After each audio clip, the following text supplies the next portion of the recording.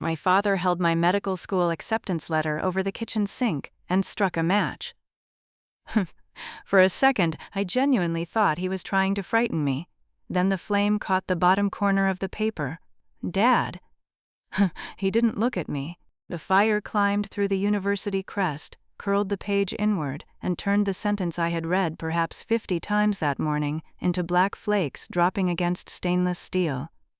My mother stood near the refrigerator with both hands pressed against her mouth. I was 18 years old, and the man who had taught me to read was burning the first letter that had ever made me believe I might become a doctor. 24 years later, I stood outside that same medical school beside my father, staring at my surname in steel letters across the entrance of a new research building.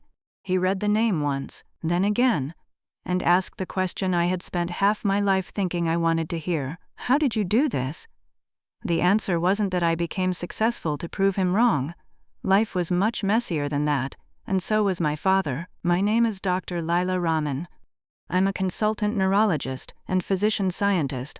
Most of my clinical work involves patients with inherited and inflammatory neurological disease, and most of my research is focused on finding genetic patterns that can help doctors diagnose certain rare neurological conditions earlier. I didn't begin with a research center. I began with a burned letter and no university place. The letter came from Northbridge University Medical School. I had applied without my father's knowledge because I already knew what he thought about medicine. He didn't think women were incapable of being doctors. That would almost have been simpler. He thought becoming one would destroy my life. My father, Farid, had emigrated to Britain in his 20s. His own father had died young, and from the moment Dad arrived here, his understanding of adulthood was essentially one long equation involving rent, food, security, and risk. He became an electrician. He worked 6 days most weeks. He repaired appliances for cash in our garage after dinner. He was a good father in dozens of ordinary ways. He taught me algebra at the dining table. He never missed a parent's evening. When I developed asthma at 9, he learned everything he could about inhalers because he didn't trust himself to understand the doctor correctly the first time. But he feared uncertainty so intensely that sometimes his love became indistinguishable from control. Medicine represented everything he disliked: years of education, debt, competition, night shifts, examinations, the possibility of failing after sacrificing almost a decade. He wanted me to study pharmacy locally. It was respectable, stable, close to home. I wanted medicine.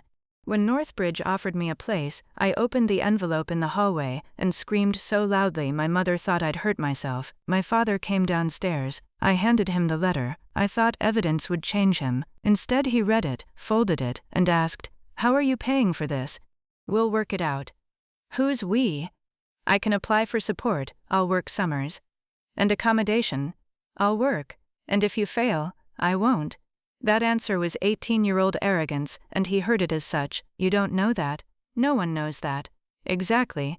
We argued for almost an hour. Eventually he said, "You're not going." I said, "You can't decide that."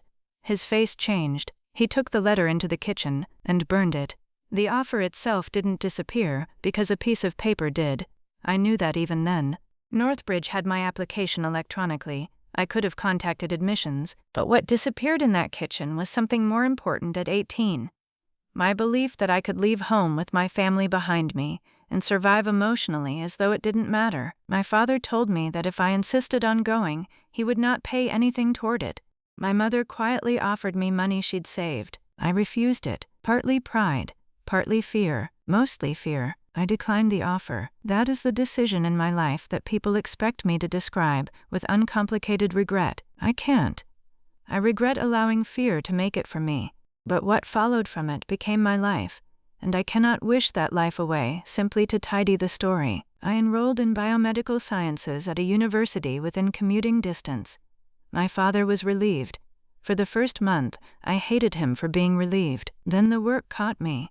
In my second year, we studied neurogenetics. Our lecturer showed us the pedigree of a family affected by an inherited neurological condition. Several relatives had spent years being told their symptoms were unrelated before researchers identified the mutation connecting them. One diagram. 4 generations. Suddenly, illness looked less like a collection of isolated tragedies and more like a language that could sometimes be deciphered. I became obsessed with that idea. I stayed late in the laboratory. I volunteered for a summer research project. I learned how badly experiments behave compared with diagrams in textbooks. My first proper research project failed completely. I spent 11 weeks trying to reproduce a result involving a cellular protein.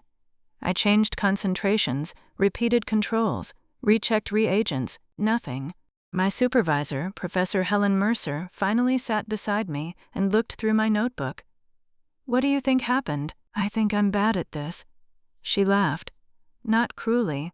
"Good, you've reached the first stage of becoming a scientist." "What stage is that?" "Discovering that nature doesn't care how clever you feel." Professor Mercer became the first senior person in my life who could challenge me without making the challenge feel like a prediction of failure. She pushed me toward doctoral research. I told her I had wanted medicine once. Once? I didn't answer immediately. She looked at me. "Do you still?" "Yes." "Then why are you speaking about it in the past tense?" I told her about my father. Not everything, just enough. She listened and said, "Your father's fear may explain your first decision. It doesn't get to make the second one." That sentence irritated me for nearly a week. Then I contacted medical schools. By then, graduate entry medicine had become a realistic path for me. I completed my biomedical degree, worked in research, strengthened my application, and was eventually offered a graduate entry place at another medical school. This time I was 23. This time I told my father after I accepted. He stared at me across the same kitchen where he'd burned the first letter. "So you've already decided?" "Yes. Why tell me?" "Because you're my father, not because I'm asking permission." My mother suddenly became extremely interested in washing a plate. Dad sat down. He didn't threaten me. He didn't shout. He simply said, "I think you're making your life unnecessarily difficult." I might be. That answer seemed to unsettle him more than arguing would have. Because I had changed. At 18, I needed him to promise that I would succeed. At 23, I understood that he couldn't. Neither could I. I went anyway. Medical school was brutal in ways my father had predicted and in ways neither of us had imagined. Money was tight. I tutored undergraduates and worked occasional weekend shifts that fit around training. I learned how to cook 4 meals from the same bag of lentils. During my first clinical year, I failed an objective structured clinical examination station involving an acutely deteriorating patient. I knew the medicine, but I froze. I focused too long on one part of the assessment, failed to escalate quickly enough in the simulation, and walked out knowing I'd performed badly. When the result came, I sat on the floor of my room with the paper beside me and heard my father's voice. "What if you fail?" For the first time in years, I wanted to call him and say, "You were right." Instead, I called Professor Mercer.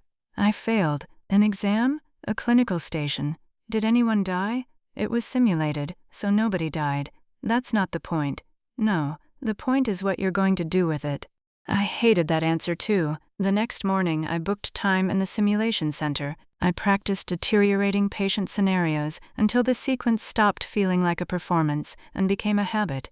Assess, identify immediate threats, call for senior help early, communicate clearly, reassess. I passed the resit. More importantly, years later, when real patients deteriorated in front of me, I didn't freeze. I qualified as a doctor at 27. My father came to graduation. I didn't know whether he would until I saw him in the audience beside my mother, wearing the dark suit he reserved for funerals and weddings. Afterward, he hugged me. Then he said, "Now don't choose anything too crazy." That was my father. Progress came in millimeters. I trained in internal medicine and eventually neurology. What pulled me there was the same thing that had caught my attention years earlier in that genetics lecture. Neurological disease often asks you to interpret patterns that are incomplete, scattered across time, family history, examination findings, and imaging. But clinical work exposed a frustration research alone had never shown me. I kept meeting patients who had spent years without diagnoses. One patient, Mara, was 36 when she was referred to our neurology service. She had progressive weakness, intermittent sensory symptoms, and a family history that had been documented in fragments across multiple hospitals. Her father had been called clumsy. An aunt had used a wheelchair before 50. A cousin had epilepsy. Nobody knew whether those details belonged together. Initially, I wasn't convinced they did. I ordered the appropriate investigations. Some results supported one possibility, others contradicted it. My consultant at the time, Dr. Evans, challenged me during case review. Are you fitting the patient to the genetic diagnosis because genetics interests you? That question hurt because it was possible. Professional bias doesn't always look like arrogance. Sometimes it looks like seeing your favorite explanation everywhere. So I started over. I reviewed Mara's history without my original assumption. We broadened the differential diagnosis, repeated parts of the neurological examination, reviewed imaging with neuroradiology, and involved clinical genetics. The eventual diagnosis was not the condition I'd first suspected. It was a rarer inherited disorder associated with a gene I knew from research literature but had never encountered clinically. I had been wrong. But because my team challenged the assumption rather than defending it, Mara finally received an explanation for symptoms that had followed her family for decades. That case changed my career. I realized I did not want to choose between treating patients and studying disease.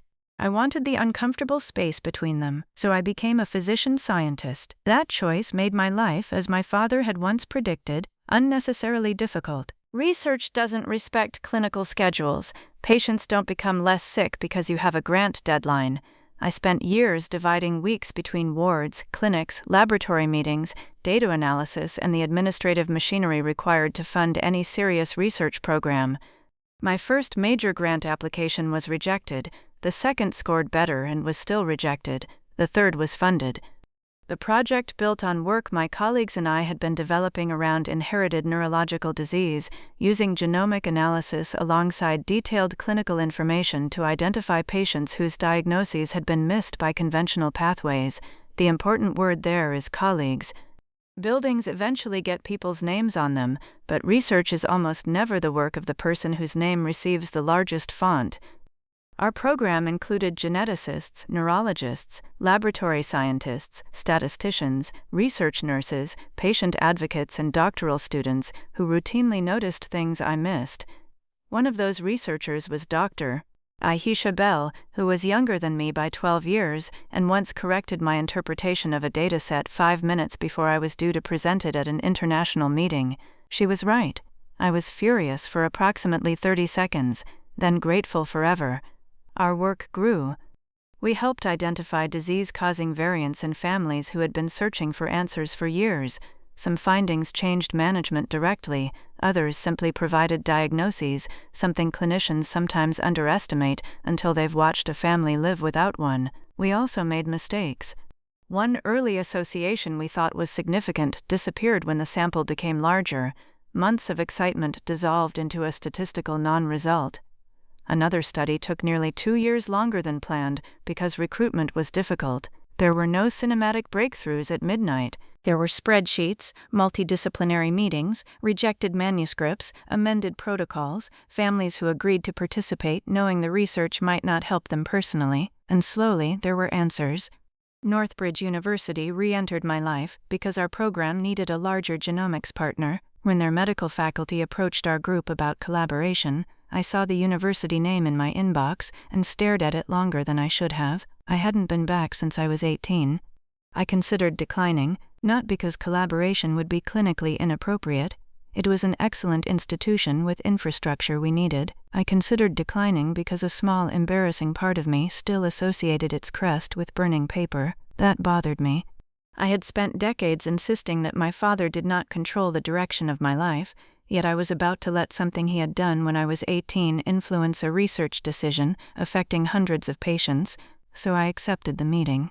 Walking into Northbridge Medical School for the first time was profoundly anticlimactic. No music, no revelation. A receptionist gave me a visitor badge that wouldn't scan correctly. I spent 10 minutes trying to connect my laptop to the Wi-Fi, then we discussed sequencing capacity, which in retrospect was perfect. The place stopped being a symbol because I finally allowed it to become a workplace. The collaboration lasted 6 years. During that time, the university expanded its neurological genomics program significantly, and our joint team developed a clinical research pathway that shortened the journey to diagnosis for patients with certain unexplained inherited neurological presentations. I eventually took a joint professorial appointment at Northbridge while maintaining clinical sessions in the NHS. My father knew I worked there. He did not understand the significance. By then he was in his 70s and retired. His world had become smaller. Gardening, mosque, arguments with the television news, monitoring everyone's electricity usage as though he still billed by the hour. Our relationship had softened without ever having fully repaired itself. He had never mentioned the burned letter, neither had I. Then my mother died, not suddenly. Cancer. 7 months from diagnosis to the end. For all the complicated things in our family, she had been the interpreter between us.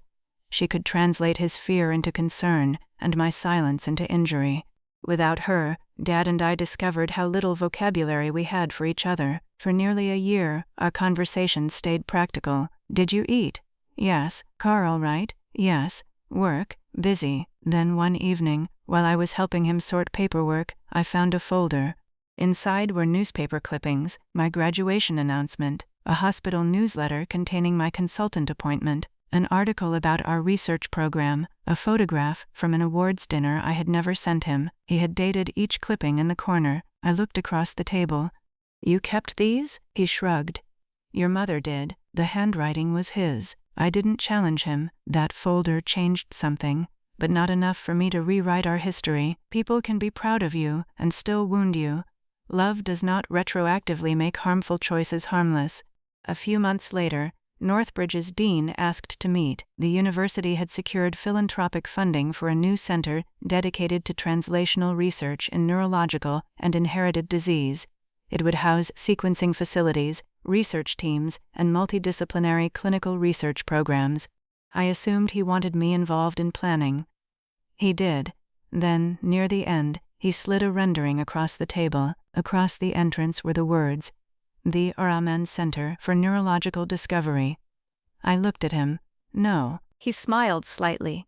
That was also the committee's expectation of your first response. Why my name? He explained that the donor and university committee wanted the center named for a clinician researcher whose work represented the model they were building. Not just laboratory discovery, but research tied directly to patient diagnosis and care. I felt uncomfortable. There were researchers more famous than me, people with larger publication records, people whose discoveries had reshaped entire fields. I said this. The dean agreed, which wasn't particularly flattering. Then he said, "We're not claiming you invented neurological genetics, Layla. We're recognizing what this program became under your leadership." I asked for conditions. The center could not become a monument to one person. The founding displays would name the multidisciplinary teams and patient contributors. Funding had to include training positions for early career researchers and a patient access program. The committee agreed. Then came the question I had avoided. Who would attend the opening? I invited my father. He read the invitation at his kitchen table. What is it? A research center. You're opening it? Sort of. He narrowed his eyes. What aren't you telling me? Come and see. For once, he didn't argue. On the morning of the opening, he wore the same dark suit style he'd worn to my medical graduation, though this one fit him more loosely. I drove him to Northbridge. As we approached the building, I felt 18 again in the most ridiculous physiological ways. Dry mouth, tight chest, awareness of my father's face without looking directly at it. There were colleagues gathered near the entrance, university representatives, former patients who had contributed to research programs, members of my team. Then Dad saw the building. He stopped walking. The letters were mounted above the glass entrance, the Ar-Rahman Center for Neurological Discovery. He stared. I watched him read our surname. Not my first name. Our surname. His too. Rahman, he said. Yes. He looked at me. Yours. The center's. Named after you? Yes. He turned back toward the building. For perhaps 30 seconds, neither of us spoke. Then he said, "How did you do this?" There it was, the question I had imagined answering triumphantly. I could have said, "After you burned my acceptance letter." I could have reminded him where we were. I could have handed the past back to him in front of a building wearing our name. For one ugly second, I wanted to. Then I remembered the folder of clippings. I remembered my mother's absence, and I understood that humiliation was not the kind of inheritance I wanted to continue. I didn't do it alone, I said. A lot of people built the work. He nodded, but his eyes stayed on the letters. Then he said something unexpected. I remember the letter. My throat tightened. So do I. I thought if I destroyed it, you'd stop. I did stop, for 5 years. He looked down. I know. I'd never heard my father say those 2 words that way. I thought I was protecting you, he said. You were controlling me. He nodded. No argument. Yes. The simplicity of his agreement hurt more than defensiveness would have. I was frightened, he said. I had spent my whole life trying to make sure you never had to struggle the way I did. Then you chose something difficult on purpose, and I couldn't understand it. You didn't need to understand it. I know. Again. Those words. I know. He rubbed his thumb across his palm, an old habit when he was uncomfortable. I'm sorry about the letter, Leela. There was no audience for the apology. The people around us were talking among themselves, politely giving us space. I had waited 24 years, and when it arrived, I didn't feel victorious. I felt sad for the 18-year-old girl who should have heard it much sooner. Then I felt something else, relief. Not because his apology repaired the lost opportunity. It couldn't. Not because the building proved I had been right. Careers are not arguments, and patience are not evidence in family disputes. I was relieved because he had finally stopped defending the thing that hurt me. Thank you, I said. That was all. At the ceremony, I spoke for 7 minutes. I talked about the patients whose unanswered illnesses had driven the research. I talked about the scientists, nurses, clinicians and families whose work belonged inside that building. I talked about uncertainty, not as failure, but as the place research begins. I did not tell the story of the burned acceptance letter. That story belonged to my father and me. Afterward, I found him standing inside the lobby reading the wall that listed the founding team. A junior researcher named Aisha was explaining one of the displays to him with great enthusiasm. Dad listened seriously. Then he pointed toward me across the room. She was always stubborn, he told Aisha. I laughed before I could stop myself. Aisha looked delighted. That's useful in research, she said. Dad nodded. I'm beginning to understand. He died 3 years after the center opened. Heart failure, gradually worsening, with enough warning for us to say most of what mattered. After his funeral, I went through his house. In the folder where he'd kept the clippings, I found something I had never seen, a photograph of the Raman Center. On the back, in his handwriting, he had written, Layla's work, not Layla's building. Her work. I keep that photograph in my office now. The building itself is busy in the way I hoped it would be. Most people entering it don't look at the name for more than a second. Researchers hurry through carrying coffee. Patients arrive anxious for appointments. Doctoral students complain about equipment. Meetings overrun. Experiments fail. Good. That's what the place should be. Sometimes visiting students ask what it feels like to have my name on a research center at the university that once offered me my first medical school place. I usually tell them names on buildings matter much less than the work inside them. That's true, but it isn't the whole truth. The whole truth is that every so often, early in the morning, I arrive before most of the staff. The glass reflects the sky, the corridors are still quiet, and I see the surname above the entrance. For a moment I remember paper curling over a kitchen sink. I remember being 18 and believing that another person's fear could determine the size of my life. Then the doors open, and I go inside. Not because the university eventually put my name on a building, not because my father finally admitted he was wrong, but because after he burned the first path I had chosen, I eventually learned something that took me years to understand. I didn't need the old path restored. I needed the courage to choose another one.